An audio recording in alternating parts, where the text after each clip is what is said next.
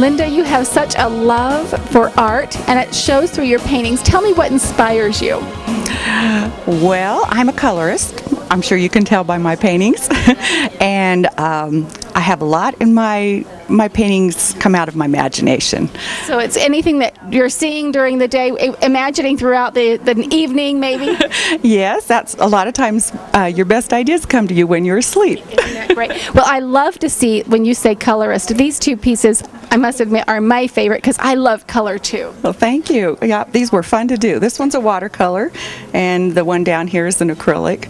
And I tend to, I try to paint more tonal and not so bright, but they always end up bright, so I just gave into it. Because that's what comes out of you, is fun, life. That's what you have to do. You have to paint what's inside. That's right. Well, you have these things actually for sale, and you're part of this Watercolor Society, and so they can reach you through that. But let's talk a little bit about each painting. Okay. Well, this one was done for the fall show down in Salt Lake City. Just got accepted into that show.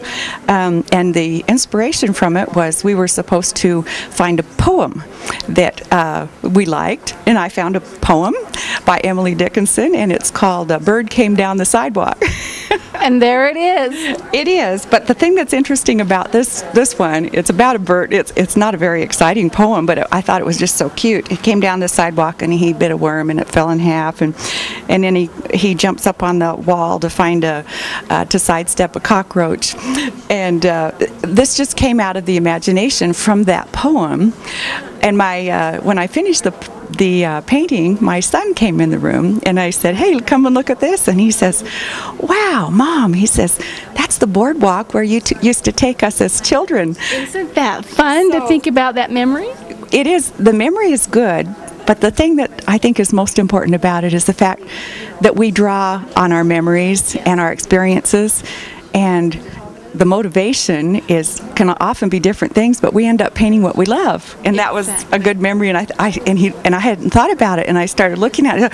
You're right, it does look like it, but it never even crossed my mind before. Well, spoken as a true artist from the heart and from your memories. We won't have time to look at these other ones, but let's scan through them, and you can enjoy this art right here in Logan. Thanks so much, Linda. Thank you.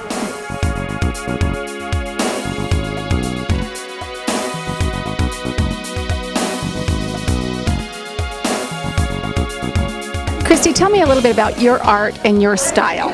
I guess it'd be categorized as realistic. I try to paint loosely though, and I'm concentrating more on shape as opposed to objects.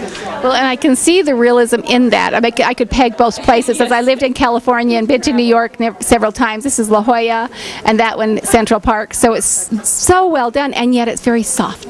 Oh, okay. Well, good. Yeah, hopefully some parts are soft and some parts are sharper. Yes. That the variety gives it interest. So. And yeah. so do you get your inspiration through your travels or through the places you would like to go? Is it mostly landscape? I wish I traveled more, actually. But every place I go, I take lots and lots of pictures. Maybe out of every 100, I paint one or two of them. Isn't that fantastic? And so your art is also for sale? Yes.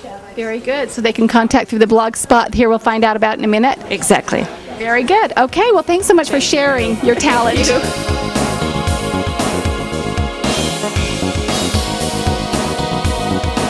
Bev, you are a master artist of a lot of different mediums, but tonight we're going to talk here about your quilting. These are beautiful. Thank you very much.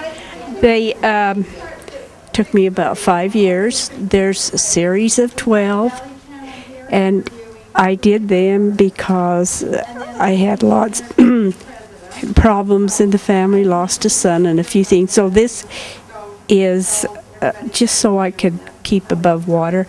And I saw on television in California a man that talked every Sunday, and he said, creativity or crisis. And so I thought, okay, that's what I'll do. I love that, creativity or crisis, and you chose creativity. This is actually inspired by the poem The Creation, a Negro Sermon by James Weldon Johnson, and this is a picture from the book. So there's 12 of them, and you have done all 12. Yes, yes. I just want to say a little bit about where I got the poem. My brother recited it to me, and when he got to the part that said, God stepped over to the edge and spat out the 7 seas, I said, oh my goodness, that just took me, and so that's where I got it.